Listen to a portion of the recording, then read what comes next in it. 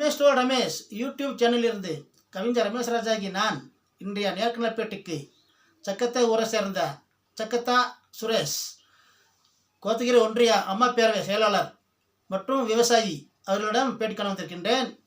Sir வணக்கம். வணக்கம் sir, எப்படி இருக்கீங்க? நல்லா இருக்கிறேங்க. உங்கள் அரசியல் பயணம் எல்லாம் எப்படி போயிட்டுருக்கு? அரசியல் பயணம் நல்லபடியாக போயிட்டுருக்குங்க. உங்களுக்கு இந்த நேரத்துக்குலாம் ஓய்வு கிடைக்காத, எப்படி ஓய்வு இருக்கீங்க? உறுதியா இது தேர்தல் சமயம் ஓய்வு கிடையாது. சரி, இன்னைக்கு வெள்ளிக்கிழமை ஆனதுனால இப்போ கோயிலுக்கு போயிட்டு தேர்தல் பணி சம்பந்தமாக இப்போ வெளியே கிளம்புறேங்க. சரி, கிளம்புற நேரத்தில் இப்போ நீங்கள் வந்திருக்கீங்க. ஆமாம், உங்களை சந்திக்கிறதுல எனக்கு ரொம்ப மகிழ்ச்சி, ஒரு சந்தோஷம்.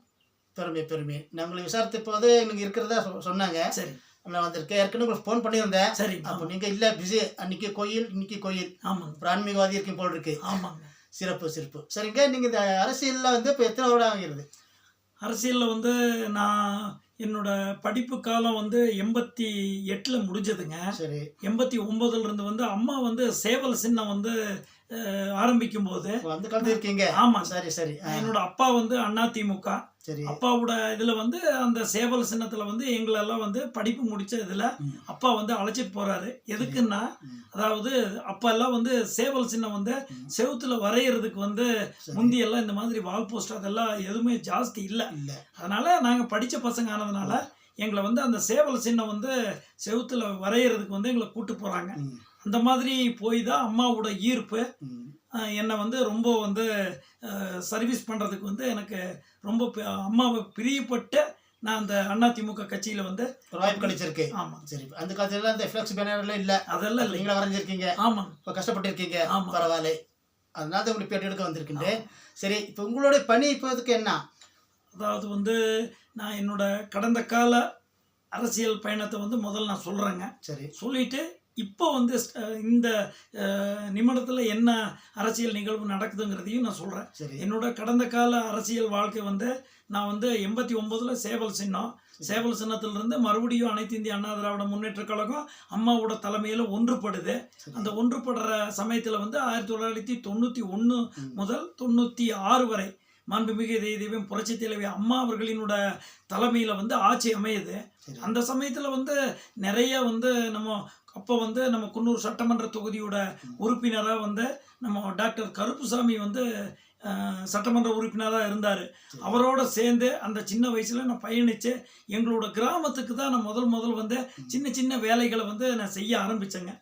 அந்த மாதிரி செய்யும்போது அடுத்து 96 என்ன ஆகுதுன்னா ஆட்சி மாற்றம் வருதுங்க. சரி, ஆட்சி மாற்றம் வரும்போது எதிர்கட்சியாக இருக்கும்போது நம்ம என்ன பண்ணுறோன்னா, அந்த எதிர்கட்சியில் கூட ஜனங்களை ஒன்று திரட்டி நம்ம கிராமங்களுக்கு என்ன தேவைங்கிறத எதிர்கட்சி மூலயமா நான் வாங்கி என்னோட கிராம மக்களை ஒன்று திரட்டி என்னோட ஆதரவுகள் எல்லாம் அங்கே எங்கள் கிராமத்து மூலயமா தான் சக்கத்தாங்கிற கிராமத்தை வச்சு தான் நான் இந்த அரசியல் பயணத்தை நான் தொடங்கினேங்க. சரி. அதாவது சக்கத்தா ஊர் மக்கள் எனக்கு என்றைக்குமே உறுதுணையாக இன்னைக்கு வரைக்கும் இருக்காங்க. அதை வச்சு 2001 சக்கத்தா கிராமத்தில் என்ன பண்ணுறாங்கன்னா, ஜக்கனாரி ஊராட்சிக்கு என்னை ஒரு வார்டு உறுப்பினராக இங்கிருந்து எடுத்து ஜக்கனாரி ஊராட்சிக்கு என்னை அனுப்புகிறாங்க.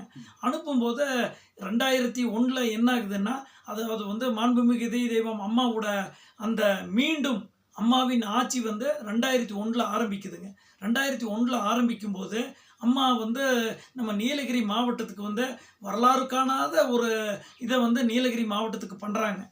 அப்போ பண்ணும்போது என்ன பண்ணுறாங்கன்னா, நீலகிரி மாவட்டத்துக்கு முதல் முறையாக ஒரு அமைச்சர் பதவியை மாண்புமிகு தெய்வம் அம்மா நம்ம கூடலூர் சட்டமன்ற உறுப்பினர் மதிப்புக்குரிய அண்ணன் மில்லர் அவர்களை சுற்றுலாத்துறை அமைச்சராக அம்மா இங்கே நியமிக்கிறாங்க. அந்த சமயத்தில் என்னோட கட்சி கழக ஈடுபாட்டில் நான் இருந்ததுனால மில்லர் சுற்றுலாத்துறை அமைச்சராக இருக்கும்போது நிறைய பல காரியங்களை என்னோட ஊராட்சி சம்பந்தமான பகுதிகளில் நிறைய நான் செஞ்சுருக்கிறேன்.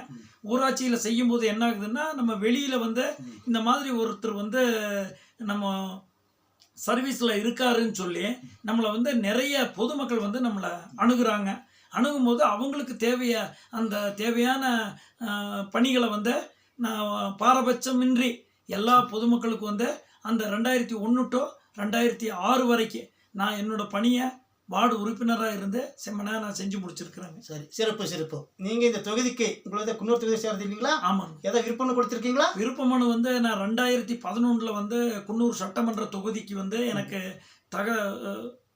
சீட்டு வேணும்னு சொல்லி நான் கேட்டிருக்கிறேங்க 2011. 2016லையும் வந்து அம்மா இதில் வந்து நேரடியாக அம்மா அப்பா கூடநாடு வரும்போது நிறைய பணிகள் எல்லாம் செஞ்சு அந்த ஒரு அம்மாவோட ஈர்ப்பில் 2016லையும் நான் சட்டமன்ற உறுப்பினர் இது வேணும்னு சொல்லி குன்னூர் தொகுதிக்கு நான் கேட்டிருந்தேன். 2021 நமது மாண்புமிகு இதய தெய்வம் புரட்சி தலைவி அம்மாவின் போர்ப்படை தளபதி நமது எடப்பாடியார் அவரையும் வந்து நான் சந்தித்து எனக்கு சட்டமன்ற உறுப்பினர் 2021 வேணும்னு சொல்லி கொடுத்துருந்தேன்.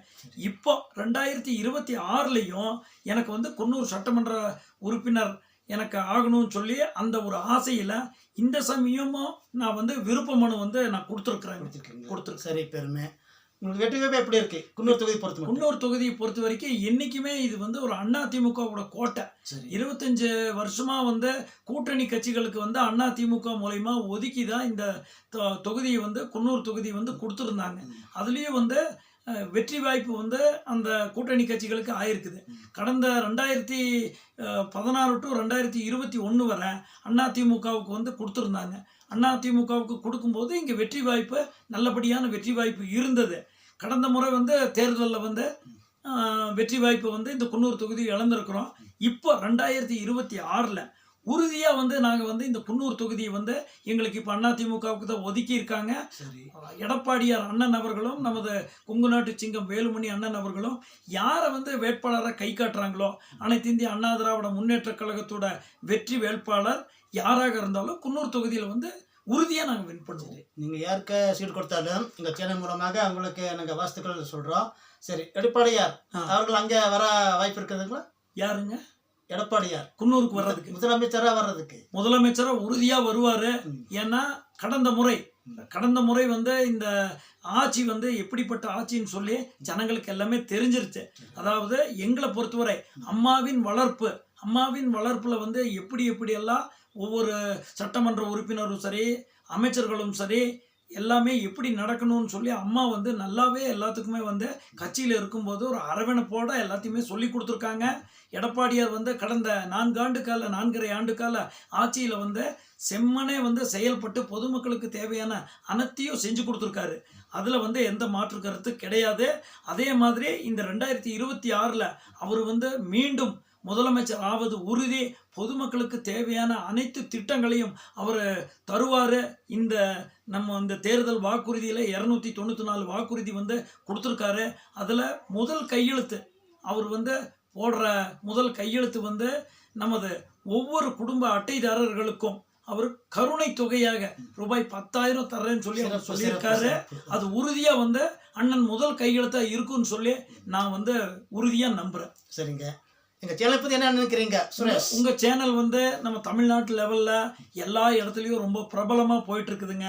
அந்த ஒரு இதில் வந்து நான் உங்களை இப்போ நீங்கள் என்னை வந்து சந்தித்து இப்போ கேட்குறீங்க. அதனால் வெளிப்படையாக எதுவாக இருந்தாலும் நான் உங்களுக்கு சொல்லணும்னு சொல்லி நான் உங்களுக்கு வெளிப்படையாக பேசுகிறேன்.